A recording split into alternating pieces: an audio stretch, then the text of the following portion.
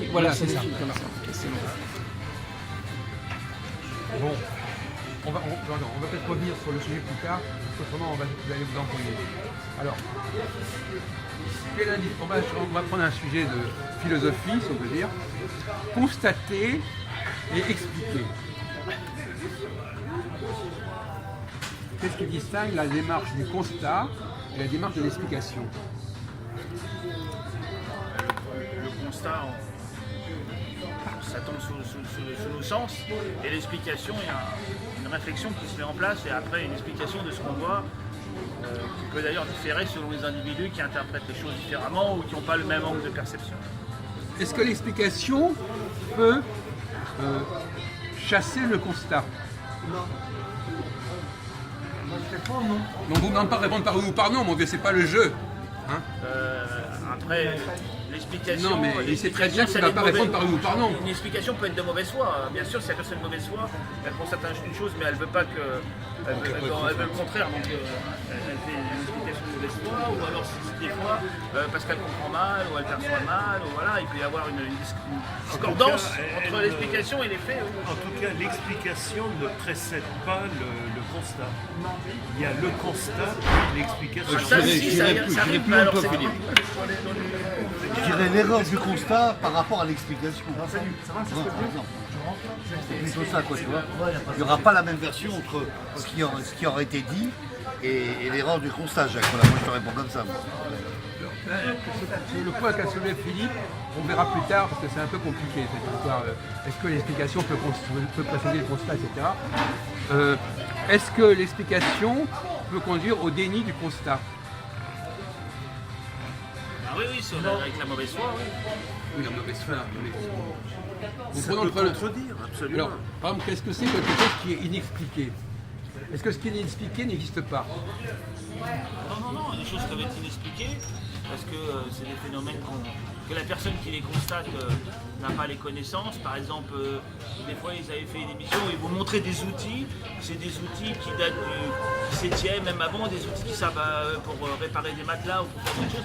Si vous ne connaissez pas le métier, vous voyez l'outil, la personne elle voit l'outil, elle constate l'outil. Elle essaie de comprendre à quoi ça sert et bien souvent elle n'arrive pas. Parce qu'il faut vraiment connaître le métier. Le métier a disparu, il faut vraiment être un expert des métiers anciens, par exemple. Alors c'est lui qui trouvait, il gagnait, je crois. Alors bon, c'est pas un mauvais exemple, mais il faut rebondir. Alors, est-ce qu'il y a des choses que je peux observer, mais que je n'arrive pas à comprendre? Le surnaturel. Vous n'aurez pas expliqué. Oui, non, parce que le surnaturel, ça ne s'observe pas forcément. Des phénomènes qui peuvent avoir des causes différentes. Oui, il y a des choses qu'on ne peut pas expliquer. On constate, on croit avoir compris, et finalement, on peut par la suite se rendre compte qu'on n'a pas du tout compris, que le constat apparent, c'est véhiculait un contresens. Oui, mais on peut dire l'inverse. On peut dire qu'on constate quelque chose, mais qu'on n'arrive pas à l'expliquer. Oui. Et à partir de ce moment-là, la tentation est de dire, si je n'arrive pas à l'expliquer, c'est que ça n'existe pas.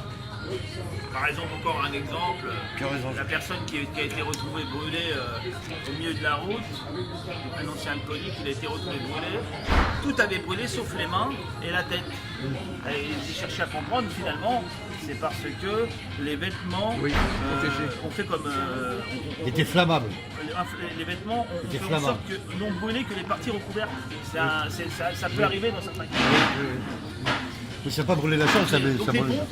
les pompes, parce qu'il y a un écart entre le pantalon et les pompes. D'accord. Les pompes, les pieds, les mains, On a et compris, qui reste, ça d'accord. fait bizarre, hein, tu vois le cadavre. C'est bon. On va pas rester trop longtemps là-dessus. Donc, par exemple, si je constate, je vais prendre un exemple classique. Je constate que les hommes et les femmes, par exemple, n'ont pas le même poids dans l'histoire.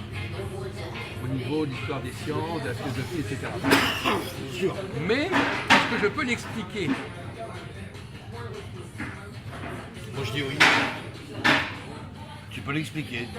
Est-ce que votre peux expliquer les bien différences. perçue, je sais pas, mais vous pouvez s'en Tu peux expliquer les différences. Oui. Il y a beaucoup de choses dans la vie. Par exemple, un autre exemple, les races. On constate qu'il y a des gens qui ne sont pas de la même couleur, qui n'ont pas la même truc. Bon. Est-ce que je peux l'expliquer? Est-ce que tu peux l'expliquer? Comment? Non, non, attendez. À chaque fois qu'on dit un truc,